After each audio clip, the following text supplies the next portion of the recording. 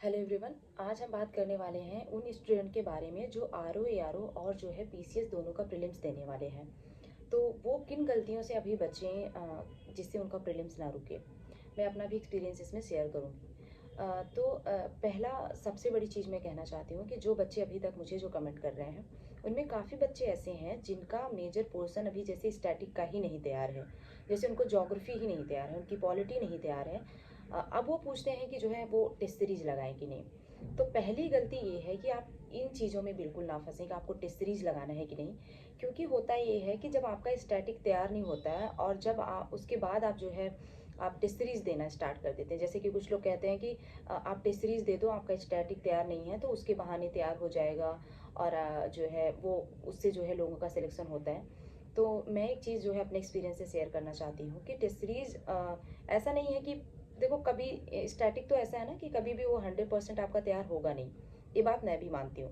But at least आपका 60 to 70% तो आपको याद हो ना, एटलीस्ट कि कोई टाइगर रिजर्व आए उसमें तो आपको कन्फ्यूजन ना हो ना कि हाँ ये टाइगर रिजर्व जो है कहाँ पे है और रामसर स्थल ये कहाँ पे है।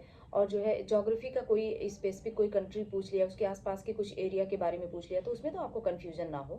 कुछ कुछ चीज़ें हैं वो मिस हो जाती हैं, बट आपका 60 to 70% आपका तैयार होना ही चाहिए स्टैटिक, तभी आपको टेस्ट सीरीज लगाने में भी मज़ा आता है, कॉन्फिडेंस आता है और तभी आपको टेस्ट सीरीज लगाना भी चाहिए।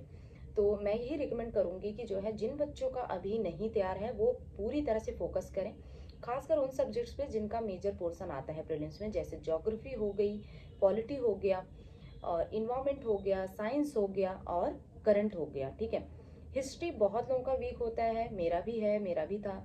तो उसमें जो है अगर आपका अभी तक हिस्ट्री नहीं तैयार है तो अब हिस्ट्री को आप नहीं भी करेंगे तो प्रीलिम्स आपका नहीं रुकेगा, अगर आप वो बाकी 4-5 सब्जेक्ट अच्छे से कर लेते हैं। उसमें आपकी बेईमानी नहीं होनी चाहिए, उसमें आपको अच्छे से करना है कि वहाँ से क्वेश्चन आए तो ऐसा नहीं कि आपने कुछ थोड़े बहुत आर्टिकल रट लिए पॉलिटी के और दो चार जो है मूल अधिकार और ये पढ़ के आपको लग रहा है कि बस यहीं से तो आता है पॉलिटी। पॉलिटी बहुत ही अच्छा सब्जेक्ट है, बट कॉन्सेप्ट वाला सब्जेक्ट है। पीसीएस का लेवल ये नहीं होता है कि आप वनडे एग्जाम की तरह उसको जो है सोच के जाएं कि थोड़ा बहुत पढ़ लिया है तो वहाँ से हमारा काम चल जाएगा, वहाँ से काम चलता नहीं है। जब कॉन्सेप्ट के क्वेश्चन आएंगे थोड़ा बहुत इधर उधर घुमा के दे दिया तो आप फंस जाएंगे और आपका जो है क्वेश्चन गलत हो जाएगा।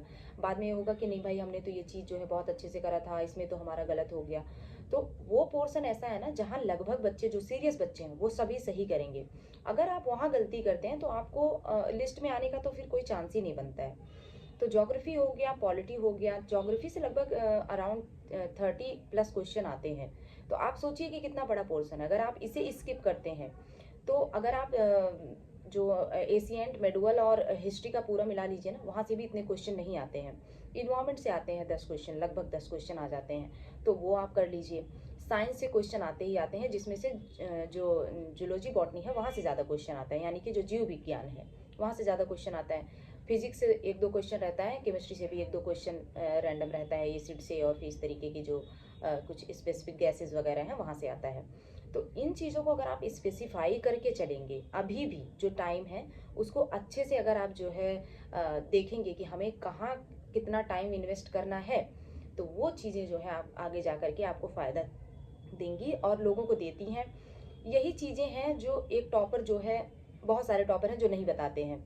ठीक है, प्रीलिम्स कब रुकता है? जब आपको लगता है कि हम सब करके जाएंगे और तब हमारा प्रीलिम्स निकलेगा। सब करने से प्रीलिम्स नहीं रुक मतलब निकलता है, क्योंकि देखिए हर इंसान को एक चीज़ तो क्लियर होना चाहिए कि उसकी स्ट्रेंथ क्या है, उसकी वीकनेस क्या है। अगर आपको यही नहीं पता है ना, तो मतलब आप लड़ाई में जाओगे क्या? अगर आपको नहीं पता है कि जो है हमारे लिए कौन सा वेदर अच्छा है, ठीक है, तो फिर आपके लिए युद्ध का तो कोई मतलब ही नहीं है।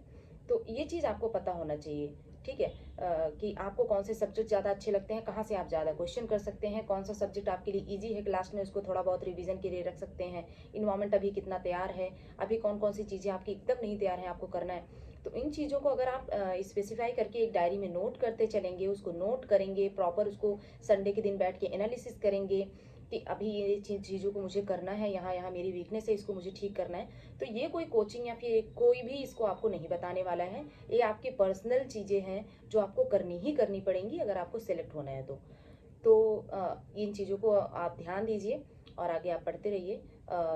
इसलिए जो है ये बस इतना ही था जो आप लोगों के साथ शेयर करना चाहिए था।